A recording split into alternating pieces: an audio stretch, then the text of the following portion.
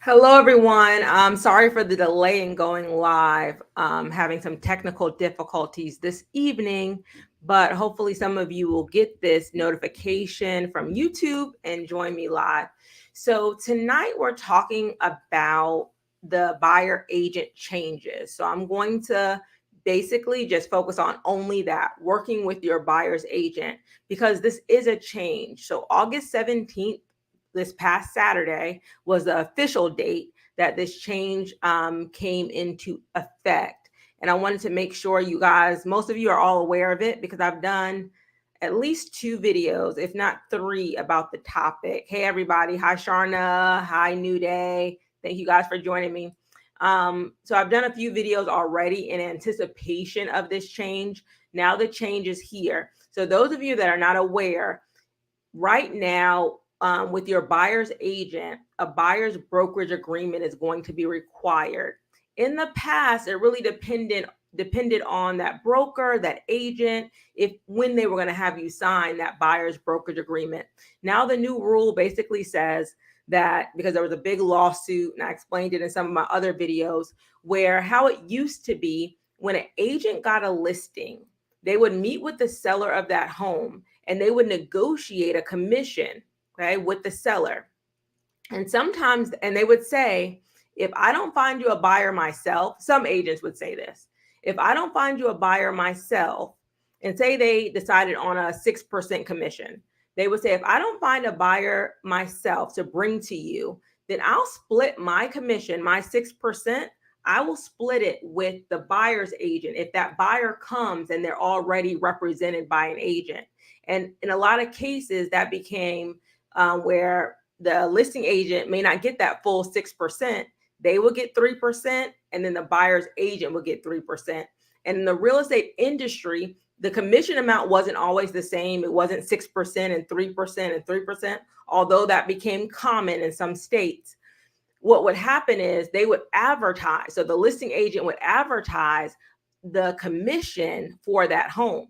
They would say that this home is offering 3%, this home is offering 2%, this home is offering 1%, this home is offering 4%. So the majority of what I do is being a buyer's agent. So like I would say I'm probably 80-20 on the buyer side for the most part, hence the channel, right? A lot of first-time home buyers come to me.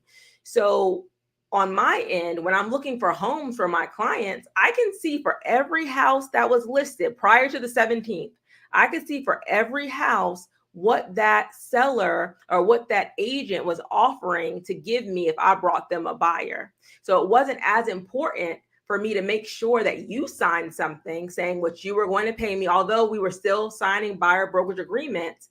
I wouldn't say, well, you have to pay me this, because I knew if you bought this house, you're going to get 3%. If you buy this house, I'm going to get 2%.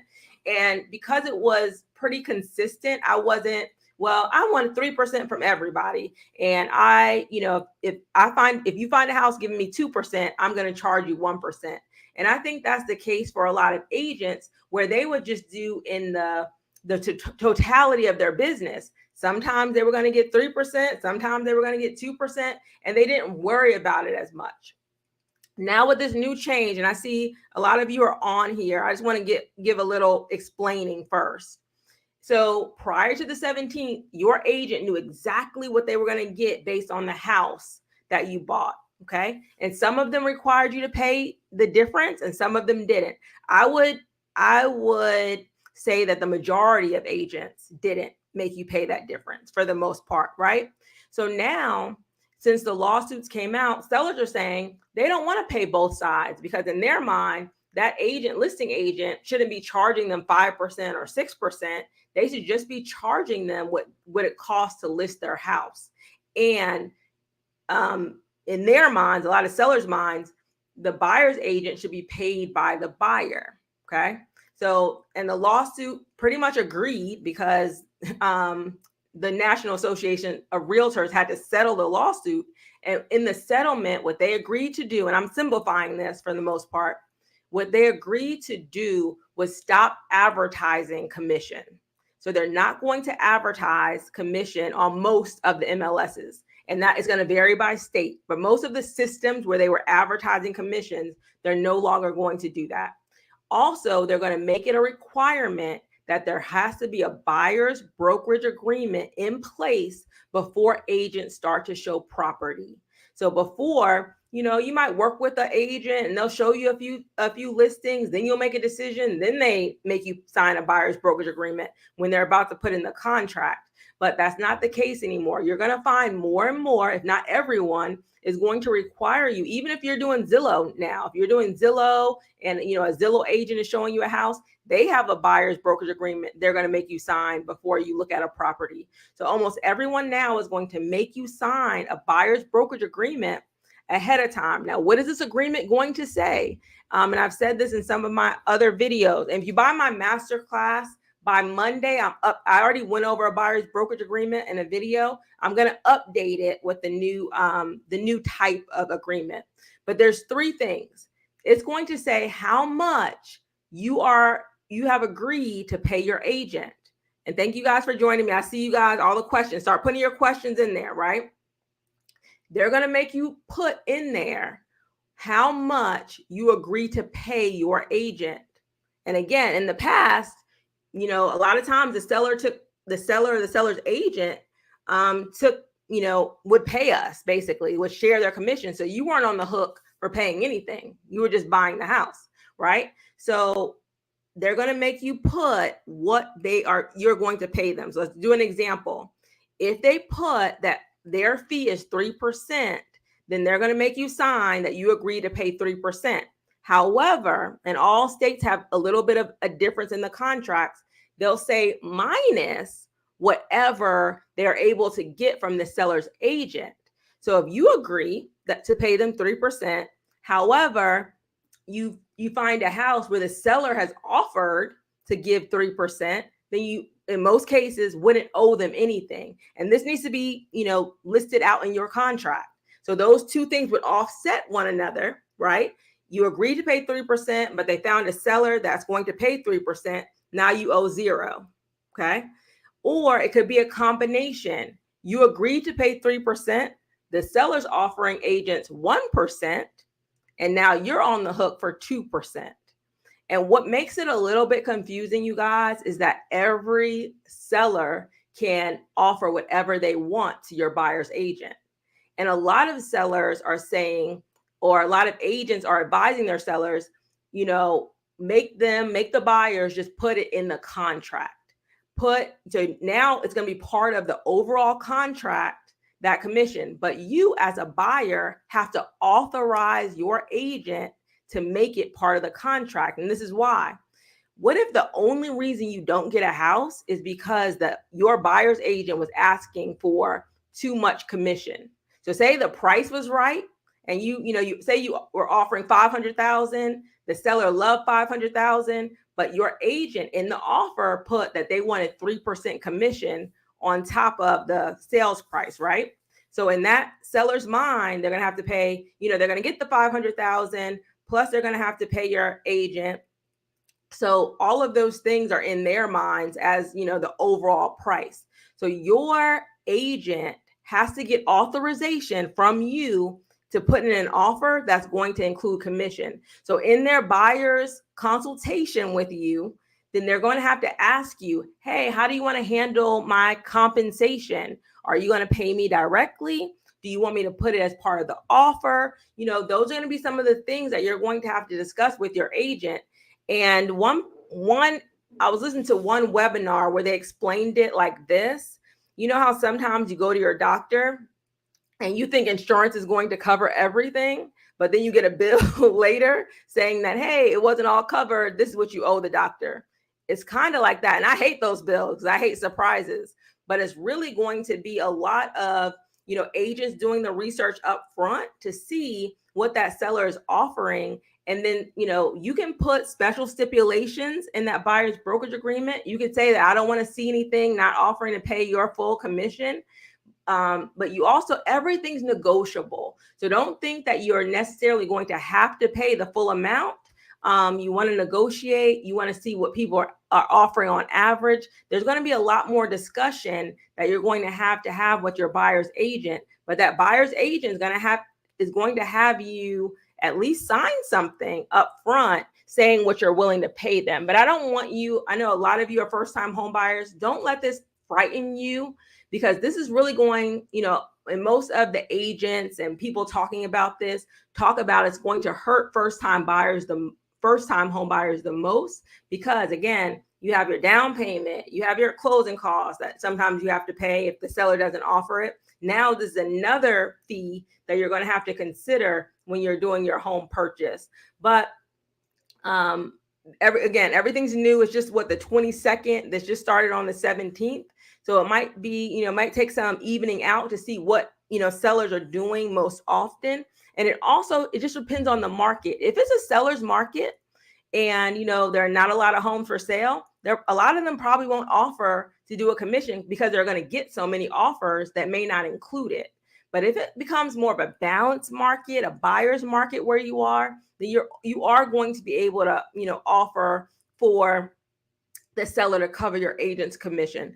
So, and the last part is, I said the seller, or a combination of you and the seller, or you can go it alone. There's also an option where you don't use an agent at all, but you need to be cautious, right, about that as a first-time home buyer, to really make sure you know what you're doing. So I'm going to start answering questions. I know I was a little bit lengthy there. So let's start talking about this now. And I want to, as much as possible, focus on working with your agent and these changes. So I'm going up to the top to make sure I answer. Sharon, I think this is a question, and what a change, forms, etc. So they've just changed the contract for the most part. If you signed one in the past, it's going to look a little bit different than what you signed in the past. But there's always, on all contracts, special stipulations. Let me give you an example of one that I wrote recently. I limited it to just some areas. So I wasn't saying I was going to go all over Atlanta. I picked like 3 or 4 counties that I would, look for property for this agent. So that was in the buyer's brokerage special stipulations. So you can put things that, really tailor your buyer's brokerage agreement to your situation as much as possible. Okay. All right. Thank you for joining me. Analyze That is here. Softer side, my agent just up to me. Maybe they just explained it to you. Misdemeanors here. She said, my agent just talked to me about this. That's good. All right, so let's start with these questions. Hey, Clark, thank you for joining me, and thank you for answering questions in the comments. I appreciate it. And tell them where you are, Clark. I think you're in Atlanta too, but I'm not positive. So I'll put that in the comments. All right, our first question, misdemeanor. I'll move back a little bit because I'm not up. Why are buyer's agents now pushing me to new 55 and older communities? Is it water? More expensive? One of these? I'm not sure. I'm assuming you're over 55, so they may think that's an option for you that you would be interested in, but there's really no real advantage on the agent side for a buyer to do. Sorry, I'm making sure y'all can hear me. For a buyer to buy in a 55 and older community, that's not really an advantage. So, it's the same if you were to buy somewhere else. Unless you told them that you were interested in those types of communities, there's no financial advantage typically for them, to get you to buy there. Good question. Dorothy, you didn't miss anything. I started a little bit late. So we started about 7:10, 7:15. So you're good. Clark said, everyone be required to sign that agreement to tour and view any property. Yes. Will it remain 3%? So 3% became, I would say it became common, but there was never a set amount of commission that anybody had to pay, right? So it could be anything. It could be a flat fee as well. That's why we're going to change it. A lot of agents are going to stop saying commission and they're going to start saying compensation. So if I wanted to charge $1,000, I could charge $1,000 for my services. There's no percentage. There's no flat fee. There's no set amount that anybody can tell you to charge. Now, a broker may tell their agents, this is what we want you to charge. But a lot of times, most brokers give their agents more flexibility to run their businesses, but there's no set percentage, there's no set flat fee. It's really open for agents to run their business how they want to run their business. Okay. Analyze that. Are realtor fees including in closing costs? If not, could they be? Could they? No, they're not included in closing costs. However, you could add it as part of your offer, just like you would ask a seller for closing costs. So sometimes in an offer, it'll have, in the offer, it will have how much you want as seller contribution to your closing costs. And most state contracts will have that.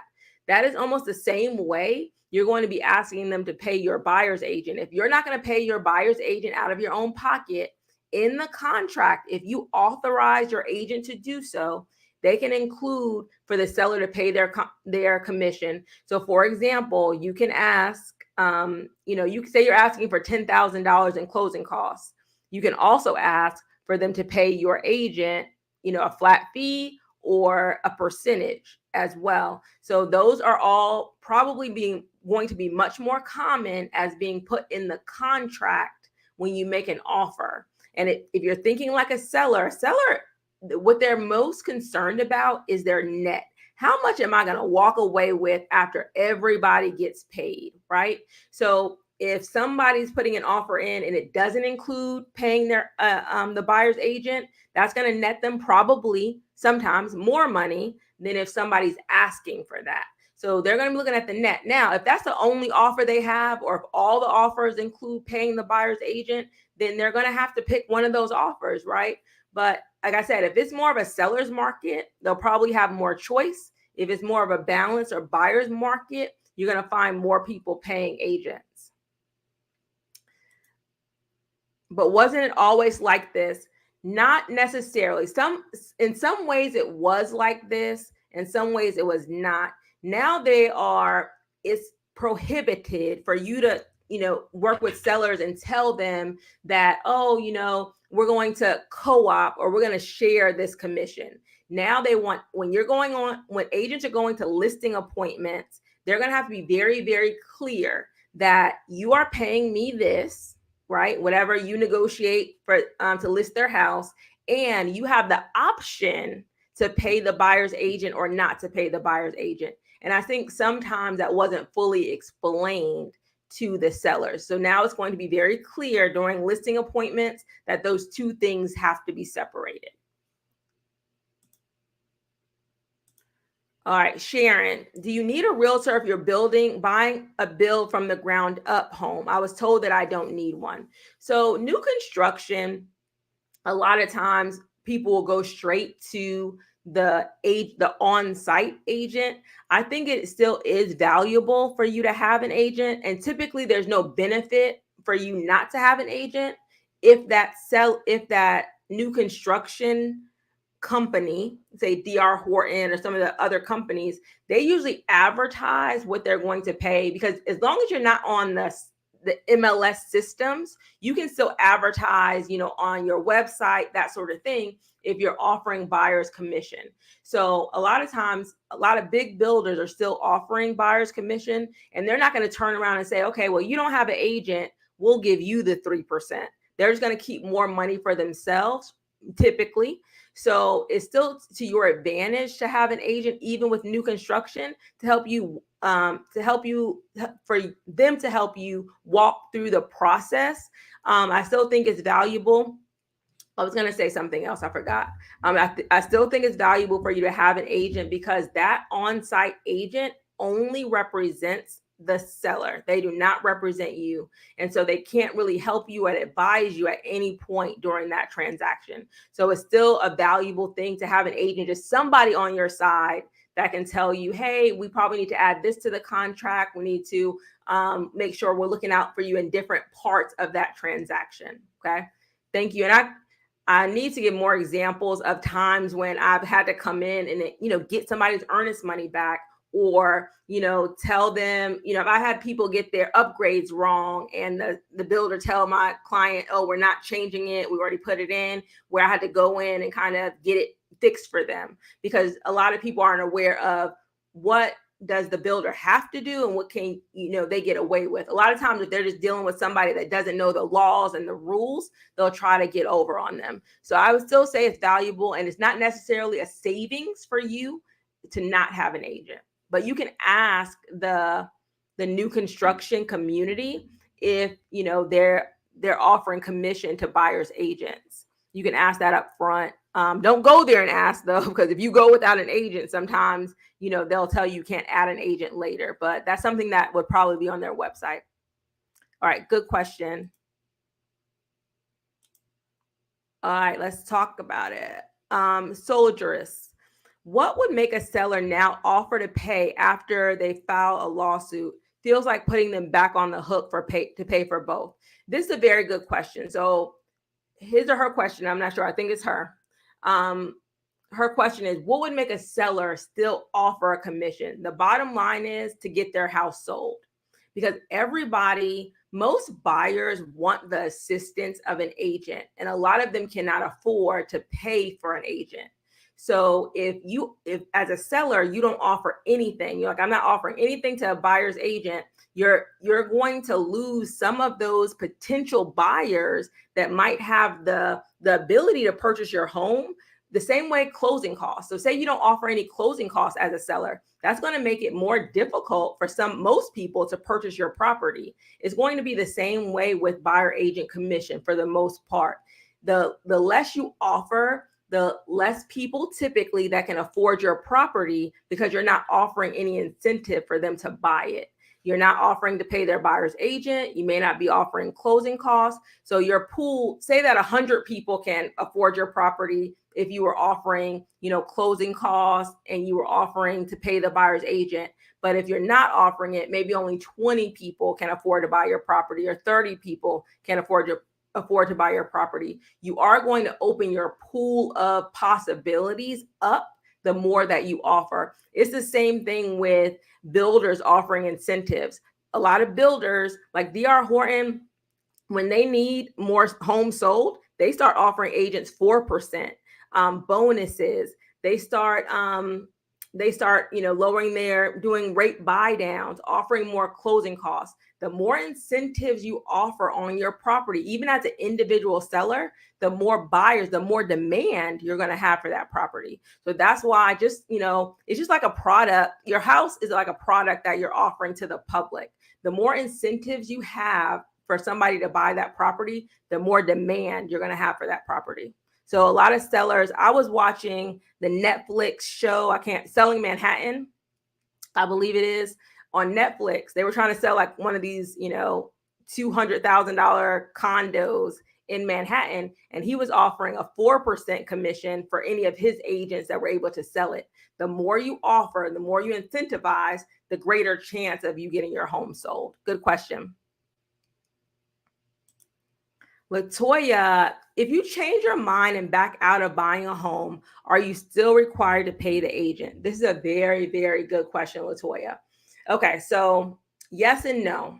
I would say this. When you sign a buyer's brokerage agreement, a lot of that, like read the fine print, it does say basically the buyer's agent earns the commission if they find you a house, you put that house under contract, right? And so your consequence to the seller, say that you are under contract and you change your mind the day of closing.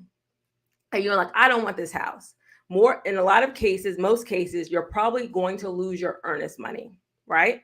But most people don't think about that they sign with their agent, and in that fine print of most buyers' brokerage agreements say that you're still on the hook for the commission. And usually not just your buyer's agent's commission, but also the listing agent's commission, because they earned it and you backed out.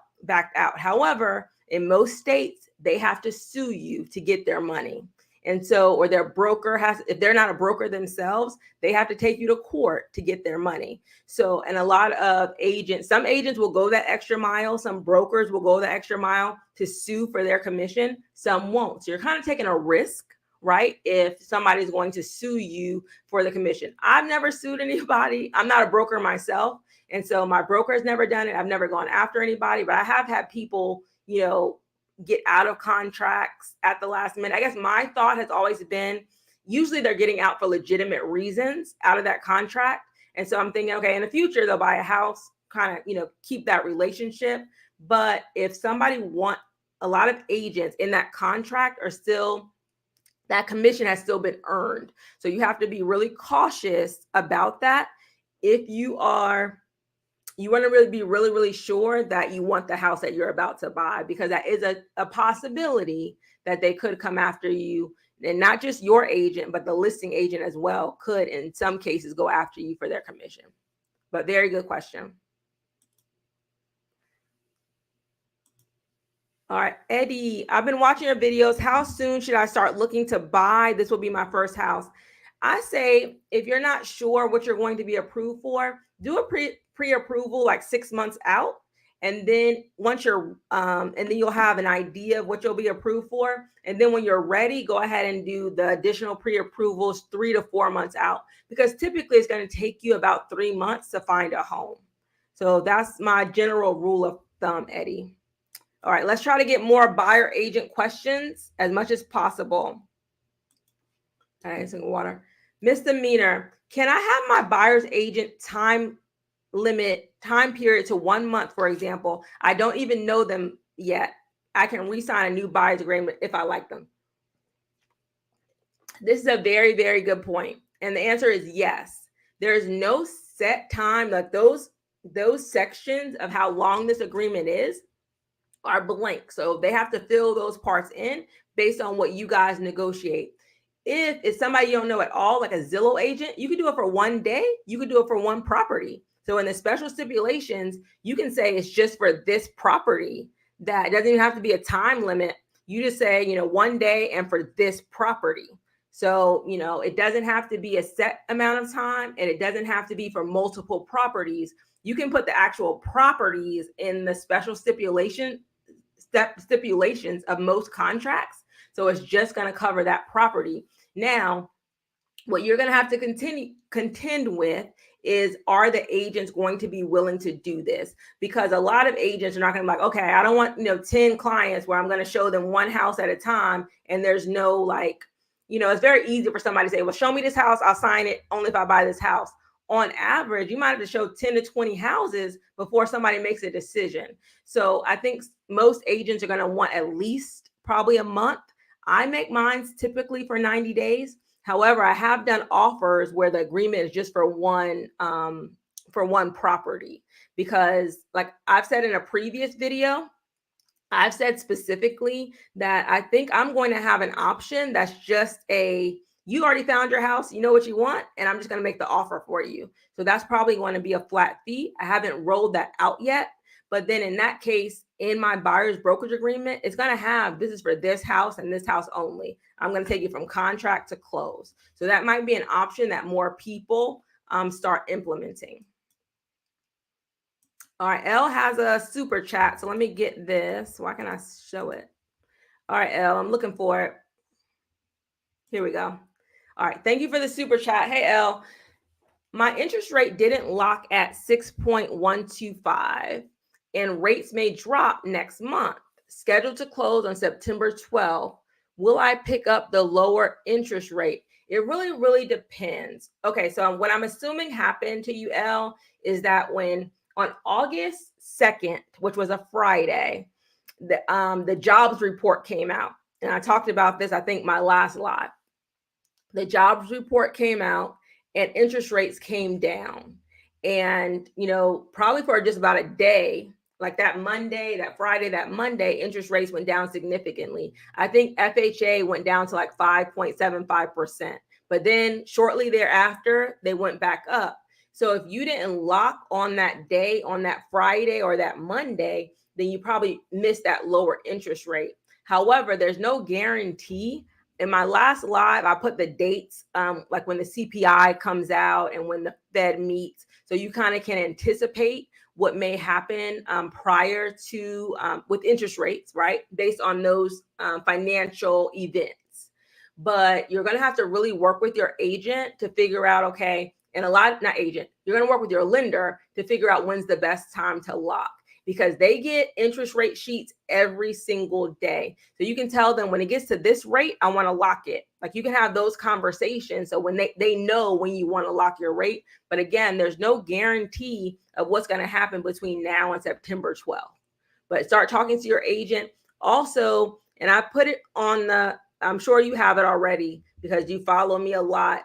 I put that website that tells you or that advises you when you should lock your rate. And it'll tell you if you're closing in 7 days, lock it. If you're closing in 14 days, lock it. If you're closing in 30 days, then let it float. Like don't lock it. So I'll be looking at that. It's the mortgage reports. That's the website.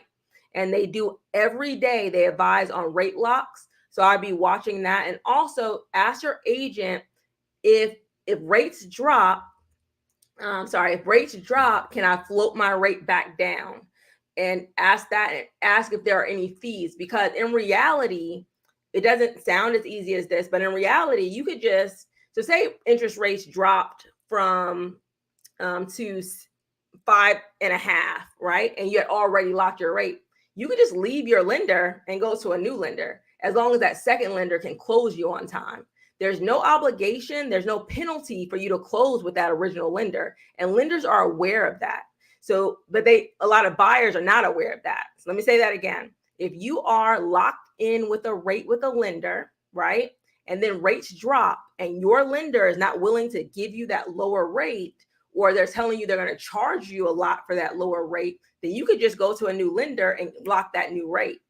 The only thing you have probably potential to lose is your, if you already paid for your inspection or any other fees you paid up front, you might lose those, but it might be worth it to make that switch. And because they're aware of that, then they usually will, allow you to unlock and relock your rate with them. So take all of those notes and have a conversation with your lender. Thank you for the super chat, L. All right. And just for super chat, that just allows your question to go to the top, but I will be here till 8:10 since we started a little bit late. All right. So I'm going back up. Big Gucci said, dang right, that net matters. No problem. Yes. Okay. All right, I'm trying to go back to where I was. Okay, I got it. That was my last question. Make sure you have a question mark by your question too. That'll help. All right, Daniel, I know my question might be off. I got an email from my lender yesterday that my APR changed from 6.021 to 6.025. Can rate change when you lock already? It shouldn't change, but sometimes what you need to ask is, did your fees change? So their fees may change, and that causes your APR to change, because the difference between your interest rate on your mortgage and your APR are fees. So if they increase your fees, your closing costs, your lender fees, then your APR can change. So not your interest rate. Your interest rate might be the same, but that APR may change because your fees have changed. So you want to go ahead and ask them for a new loan estimate so you can see what fees changed on that estimate from the first time they gave you the quote to now. There might be it seemed minimal though. I mean, the fees, but more than likely some fee has been increased to that higher rate, because your interest rate should not change. But again, your fees may change, and that will impact your APR. So when you Google what is the APR versus the interest rate, they're going to say it's the fees that you're charged for your mortgage. All right. How does this impact buyers using a VA loan? So in the past, and I think VA has an exemption now with the changes. In the past, VA borrowers were not allowed to pay their agent directly or pay their agent at all. They had certain rules about what VA borrowers could pay for, but there have been some exemptions to the rule, and you need to ask your agent about those. I'll probably do an updated video about VA specifically and how this impacts you, but now you are allowed to include your agent's pay into your offer. That's been an update to VA. And after this video post, I'll include VA changes, commission changes. But in the past, VA borrowers were not allowed to add compensation or agent compensation to their offers. All right. Thank you. Thank you. Let me see. Misdemeanor. Is there high inventory in the area? Can I offer 0 in the agreement? True. If there's a lot of inventory in the area, then most sellers are going to be offering, again, more incentives. So you can offer less, right? You can offer less for their home. You can ask more closing costs. You can ask for your agent to be paid. You can ask for a lot more when people are really, motivated to get their home sold. All right. Let me see. All right. Hey, Orlando. Orlando's in the house. You guys that follow Orlando, thank you for joining us, Orlando. All right. Let's stick with buyer's agents and try to answer as many of these questions. All right. Let me ask. Eddie said, I just spoke with an agent from the Houston area, and they said some of the newly built, you don't need an earnest money. Is this true? I would doubt that. And I would just say, this is why I've never had a builder that did not require earnest money, because if you don't have any earnest money or any kind of deposit, how are they holding you to that contract? For the most part, you can just walk away. Like, people would just go in, I'm gonna make a contract today and cancel it tomorrow. That earnest money is a thing that people at least give a second thought to walking away from their contracts. If there was no earnest money or no what they call consideration in a contract, then people would just make contracts and walk away with no penalty. And so usually, I've seen earnest money be as low as $1,000 with some builders. So they may decrease the earnest money, but I've never really seen no earnest money. If they're offering no earnest money, they're probably a little bit more desperate to get those homes sold. Good question. All right, V. So if you are a buyer's agent and the buyer offers 2% and the seller's offer 4%, the agent will have to go with the buyer's percentage. This is very true. I don't think this is a question. She's probably explaining for people in the comments. So this is a good example. And, I'm trying to be on the buyer side, right? I have your back. If you agree, okay, let me say this. So say you agree to pay your buyer's agent 2%. And then you come across a house that's offering 4% because they're more incentivized to get their home sold. The only thing that agent can get is that 2%. They can't just say, well, I'm going to get 4% from the seller. But you could, right, negotiate, since they're already, you know that they're willing to pay more. Why not have your agent negotiate for that money to go toward your closing costs or for some other fees, because you already know that the seller is willing to put more money out. So that's a very good point. And that will be written out in your buyer's brokerage agreement. It will say if you've agreed to pay your agent 1% or one flat fee, and they come across a home that's offering more than what you agreed to, you can either authorize them to take the extra, right? Or you can authorize them to not take the extra. It really depends on what's in that contract, and it could vary by state a little bit. So make sure it takes some time and look over those contracts. I never like to sign a contract the same day I'm seeing it.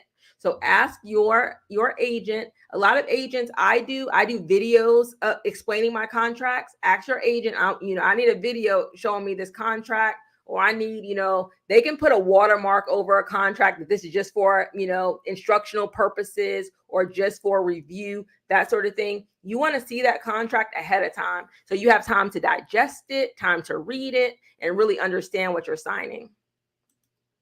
All right, good question. All right, Latoya, my husband and I are looking to purchase a home next year. My credit is higher than his. Isn't that typical? Not just like, how does this work when applying for a loan? Do they average both scores together? Very good question. Most lenders and most loan types are going to take the lower credit score. So you have to make sure that y'all have a year. You're getting his credit score up. I've done 2 videos. One, how to improve your spouse's credit score, and buying a house when you're married, buying a house as a married couple. I've done 2 videos where I explain this specifically. There are a few instances with conventional where they will average the scores, but that's not for all conventional loans. So you just want to make sure that you know ahead of time. Your best bet is to try to get his score up. And one quick and easy way for you to do that is by you adding him. If he's not already added to all of your credit accounts, you can add him to your credit accounts, and that can help his score. But in most cases, they're going to look at the lowest credit score. So you'll be qualifying, even though your score could be 800, his score could be 600, they're going to qualify you off of that 600 score. But in a few cases, like conventional loans, change some of the rules that allow you to average. But you need to, ask ahead of time. I would also get pre-approved now and have a lender kind of advise you on how you guys can get this, the credit scores up so you can be approved for more or get approved at all, depending on how low his credit score is. But watch those 2 videos. They're really good. I'll try to post them in the description of this video so you can find them a little bit easier. All right. Thank you. Answered that. Good question. Good question. All right. Kumara's Joy. How does the agent confirm the fee they will pay buyer's agent in writing? Is it on the purchase agreement? Okay, so prior to them showing the house, if you a lot of agents are going to want to know, and you're going to want to know what that seller is offering. So they're going to have to call, email them to find out if that seller is offering anything, if it's not advertised. After they find out verbally or via email what's being offered, then there's a contract that they can send over where they'll get the actual compensation in writing, and they could put it as part of the offer. So during that offer period, it's not usually in the purchase agreement, but it's a separate agreement that speaks to the compensation that they're willing to pay your agent. That's a good question. So it's usually not in the contract, but it's going to be in like there's going to be an addendum or another exhibit to the contract that will discuss compensation. Good question. All right, another super chat. Okay, I don't know why they won't just let me click on it from here. Sorry, I got to go all the way down. All right, Jonathan. So the question is 3% plus a fee reasonable for a buyer agent representative agreement? This is so hard for me because, again, there's no set amount, right? But I think as real estate agents, we have to determine like what are a lot of people at our brokerage charging, and am I worth what they're worth, or am I worth less than that? And I think that's why people get to this 3% a lot of times, because you're like, oh, they're getting 3%. Why should I charge 2%? Or why should I charge 1%? Or why should I charge a flat fee? So in our industry, it's going to be, it's really going to be depending on the market and what other people are charging, and you being competitive with those other people. Or in my case, like I don't leave I try not to. Sometimes I, list my former clients' homes, but I try to stay in like my general area since I have the YouTube channel now. And so I could charge a little bit less because I have multiple streams of income. So I don't normally charge sometimes what other people are charging. But I think it's going to vary by agent. So just like I tell y'all to look at 3 lenders, y'all need to be looking at 3 real estate agents. This is not the time. If you're going to be on the hook, because before you're like, oh, I don't have to worry about it. Now you gotta worry about it. You got to think about who's paying who. So I would definitely this is the time to be interviewing more than one agent and finding out how much their fee is and what they offer you for that fee. They need to be more descriptive and a lot of agents are working on this but before we would like really sell our services to the listing agent, but we really didn't sell to buyers as much. We were like, oh, we're going to get paid regardless. So you really need to make sure you're interviewing at least 3 agents. You're asking them, what is their compensation, or what are they charging for representation, and what do they offer you for that representation? Because it's going to vary by person. So just make sure that you are being mindful of that. All right, I'm going back up. Thank you for the super chat. And give me a few seconds, you guys, because when I do the super chat, I have to go back up to go in order.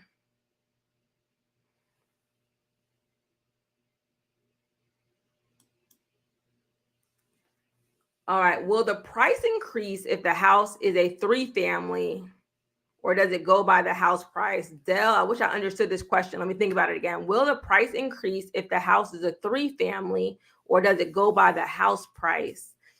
If you're talking about multifamily versus single family, it shouldn't. And I'm assuming you're talking about what an agent would charge you. I would say no, because it's probably the same amount of effort they're putting forth, right? By helping you find a multifamily than helping you find a single family, because a lot of times there's not as many multifamily homes available. So they might, they're waiting for some of those to get on the market, or they're asking around to some investors or some, other people. So I would think the charge would be the same, single family versus multifamily, if that's your question. All right. Thank you. Thank you. All right. Let's see. Misdemeanor: can buyer agent help me find HUD homes and or bank foreclosures, or don't they want to bother? If yes, can this be added to the buyer's agreement? So it is very difficult for you to go on your own for, like, if you want to bid on a HUD home, because you have to be an agent, like an approved agent, to bid on most HUD properties. So more than likely, you're going to have to find an agent, to help you bid on HUD homes. I think I did a video about this. It's a video that I did, like, buy a house for $100, and I explained the HUD home bid process. So they can help you find those. Before you sign a buyer's brokerage agreement, make sure they're authorized as a HUD agent, that they have a HUD number, they're able to put in those bids, or you would be kind of wasting your time with somebody that's not able to do that. And I've made videos on buying a foreclosure, especially as a first-time home buyer, and how that typically works. So I would watch that. My answer is yes, they can help you find foreclosures, but if they're listed, they're not going to help you find them like on the courthouse steps and that sort of thing. But if foreclosures are listed for sale, then they can help you. All right, good question.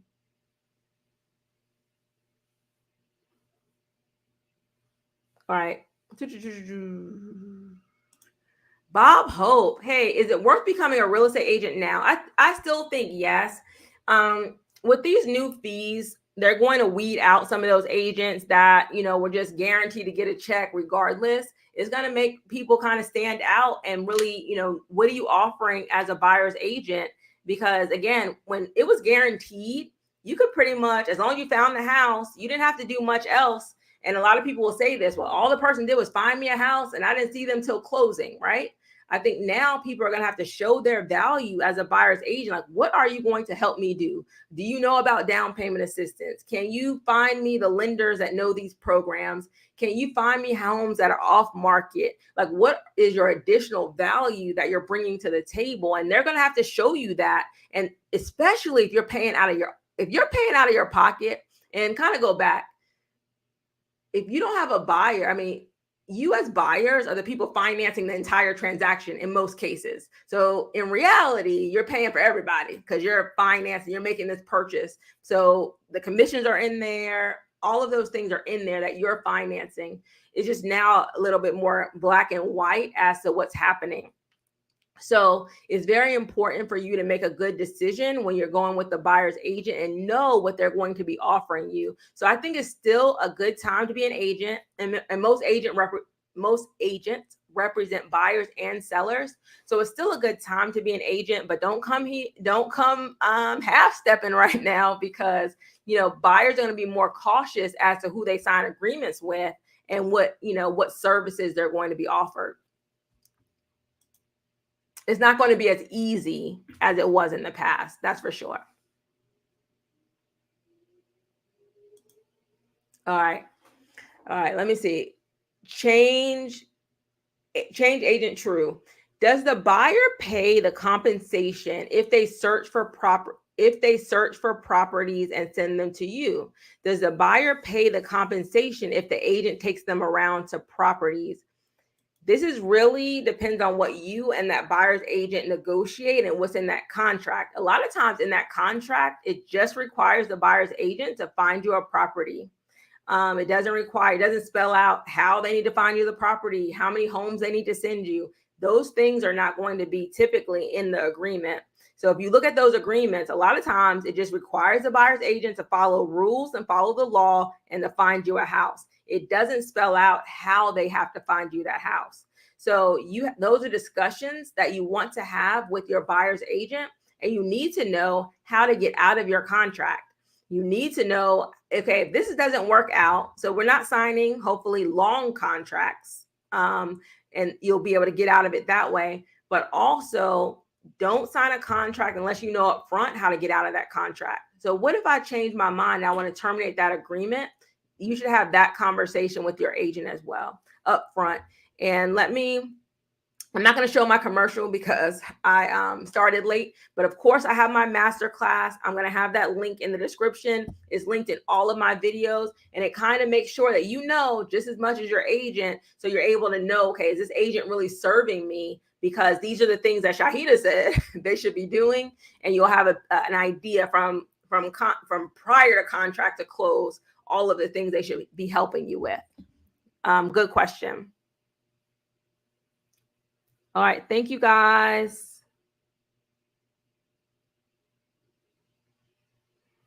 All right. Let's see. It says, David, can I negotiate a price if I have a title abstractor?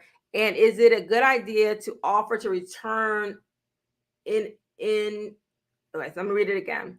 And is it a good idea to offer it in return to pay the buyer's agent fee? David, I don't know if I understand your question. I'm sorry. Because title abstractors may be state specific. And I'm not sure what that is, to be honest with you. And is it a good idea to offer in return to pay the buyer's agent fee? So I'm going to say I'm not sure. That's a question I can't answer for you. If there are any other agents in the comments, please please answer that for me, because honestly, David, I don't know. I don't want to give you any bad information. All right. What good is a buyer's agent if you have access to Zillow? Why not go directly to the seller's agent? Good question. Okay, so Zillow only gives you access to the property itself and limited information about that property. A lot of times on the agent side, we see like the special remarks, other things that agents share agent to agent. That's number one. So sometimes you don't see everything that you need to see on Zillow. And when you're going to the seller's agent, you're not being represented. Remember, the seller's agent represents the seller. They don't represent you. So if you go to them for them to write the contract, they are not going to do anything. They probably won't do anything illegal, but they're not going to do anything that's not in their seller's best interest when they're writing that contract. So when you're going to a seller's agent, it's very similar, right, to going to your husband's attorney when you're getting a divorce, right? They'll probably follow the law because they don't want to lose their bar license, but they're not going to do anything in your best interest because your husband or your soon-to-be ex-husband is paying them, and that's who they're obligated to. So be very mindful of that, because as an agent, if I'm putting an offer for a property, before we put in that offer, say that listing agent has listed that property for $500,000. I'm looking around that neighborhood to say, is that property in fact worth what they're listing it for, right? So those are some of the things we're going to go over. We're going to look at, the property, the title, all of the things we're going to pull ahead of time before we even make that offer. And that's something that seller's agent is not going to help you with.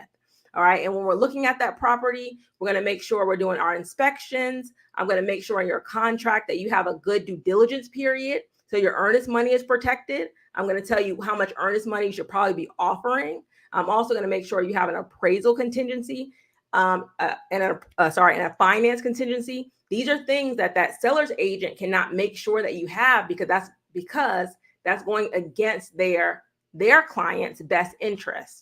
Right? So they're not going to advise you on things like that. And then throughout the transaction, I'm going to help you negotiate repairs and say, hey, the inspection came up with this. Let's ask them for this, that, the other, or let's get out of this contract because it's not worth it. That's something that the seller's agent cannot advise you on because you're not their client. Okay. So all of those things from contract to close, you need somebody, especially as a first-time home buyer. It could be that if you have bought several properties, you're able to navigate that yourself, and you're able to write your contracts yourself and negotiate it yourself and do all of those things. But a lot of times, as first-time home buyers, people they don't know the right questions to ask to be really knowledgeable and to really advocate for themselves. And again, as a listing agent, they cannot help you. The only thing they can do is fill in the blanks. What do you want to offer? They put it in. What do you want to put here? They put it in. But they can't advise you at all on that property, because their client, the seller, can sue them if they helped you and didn't help them. So just be mindful of that.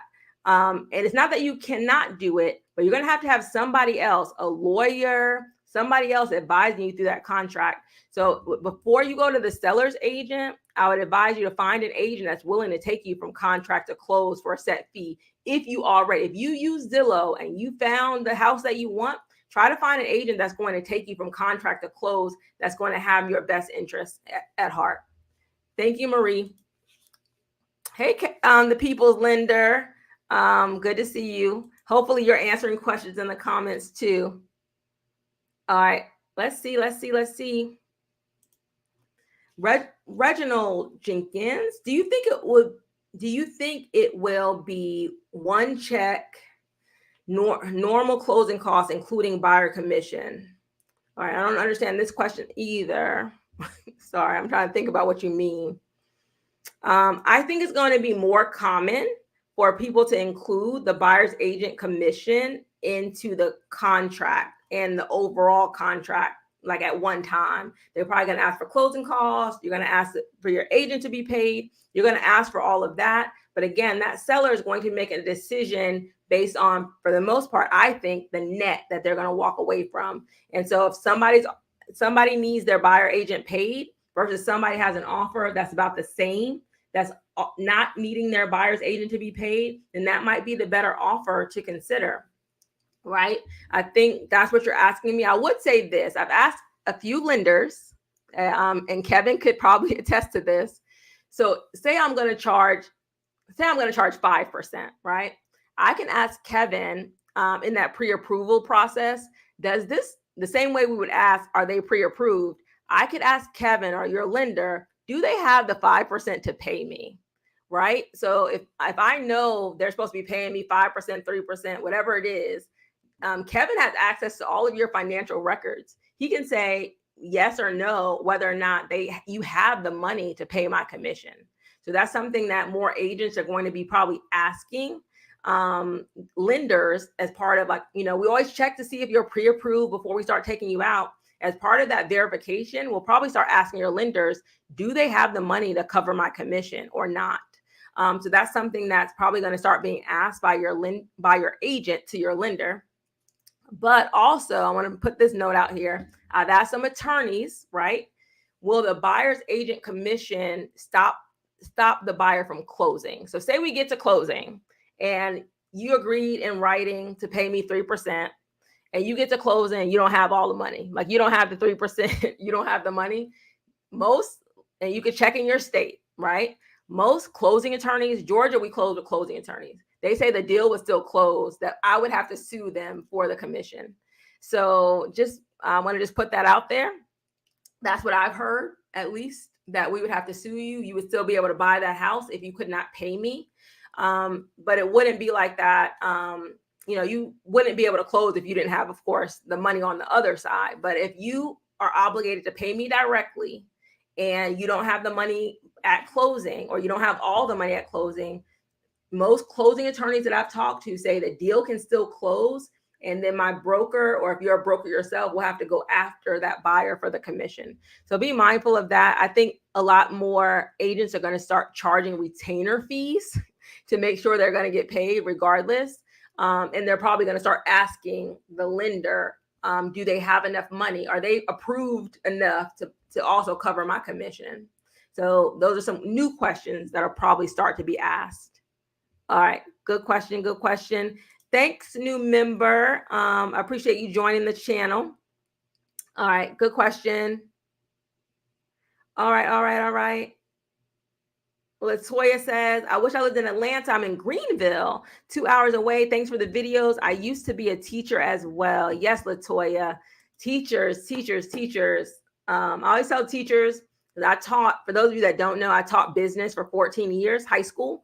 And I wish I would have done videos like all 14 years. But so if you don't, any teachers in the comments or in the chat, start a YouTube channel. I don't care what you teach, start a YouTube channel. All right, good question. All right, let's see. Misdemeanor said, what's an off-market property? A property is not that's not officially listed yet. It's not listed on the MLS, but the person may be willing to sell. Like I can go back to all of my, my clients that have bought houses over the past few years, and I can say, hey, is anybody interested in selling? They can say, hey, I'm interested in selling if I get an offer, but I don't want to put my home officially on the market. Then that would be an off-market property. Like I have not a client, but I have a former client that wants to sell her house if she gets an offer, but it's not on the market. So I can, offer that to somebody and say, okay, it's not officially on the market, but they're willing to sell if they get the right offer. So that would be an off-market property. All right, good question. And Clark answered that question for you too. So let me move on. All right. Let's see. Good evening. Does the new real estate laws apply when buying from a builder? Probably not in most cases, but they're probably going to adjust what they do. But because the on-site agent doesn't represent you, there's no agreement that you need to have with them. Their agreement and their loyalty is to the seller or the builder. They have no loyalty or agreement in place with you. You're just a customer that comes in, to their business that wants to buy something, but there's no legal obligation they have to you. So there's no contract, and you're just, coming in to see their models, that sort of thing. But because you're not their client, they don't have to, have something that you sign. But just like builders have done in the past, they're going to have you sign whether you have representation. And a lot of times with your first visit to a new construction community, they have you sign like a registration. One of those questions they ask is, do you have an agent? And if you say no, then you can't usually add an agent later to the transaction. So just be mindful of that. Okay, good question. All right, I'm at about 8:14. I know I started late. I'm gonna take 5 more questions for the night. All right, let's see. Can one qualify for first-time homebuyer assistance outside of using the seller that offer? Yes. So you could say that you are going to use down payment assistance. You can use down payment assistance and get the seller to contribute to your closing costs and get the seller to pay for your agent. You can do all of that. That's how a lot of times when you're seeing like on TikTok or on Instagram, people saying, I bought a house with no money out of pocket, or I got a check back at closing. Usually that's that earnest money check that they're getting back because their down payment assistance and the seller's contribution to their closing costs covered everything. So yeah, you definitely can use all 3. You can definitely use it or both. Down payment assistance and the seller can also contribute. Very good question. And that's one of my 5. Kevin said they have already started asking if they could pay their fee. Yeah, they looking at those bank statements. I told you we're gonna start asking. I'm charging them this. Can they pay me, or are they just signing it and they know they don't have no money in the bank? So good question. All right, let's see.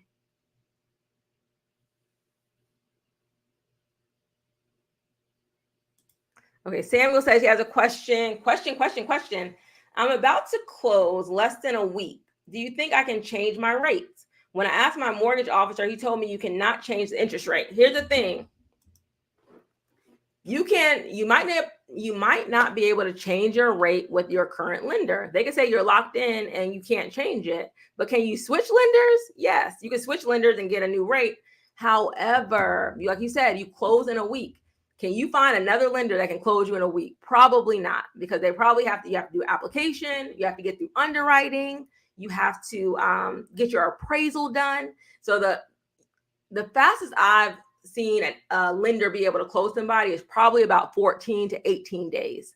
So unless you're going to extend your closing, meaning you go to the seller and say, hey, I'm not closing in a week, I need a whole another 2 weeks, then it's going to probably be difficult for you. So I'm not saying you cannot do it, but there might be consequences for you switching lenders. If that lender is not willing to give you a lower rate, if there are lower rates, I'm not sure what you're locked in at, but if there's a lower rate available, then and they're not willing to change the rate that you locked, then you could switch lenders. But again, there could be consequences. So don't say Shaheedah told you to switch lenders. There might be consequences. That seller could, you could lose your deal, right? Because the seller could say, hey, I'm not extending the time, and you're in default because you're not closing on the date. You also, you could lose, and there could be some consequences. You could lose your earnest money, that sort of thing. So you really have, if that's something that you're going to do, it has to be well thought out. Talk to your agent and see if that's something that's even worth even considering. All right, Clark is helping me out. He says, hit the like button, please, please, please. I appreciate it. All right, so that was 2 of 3.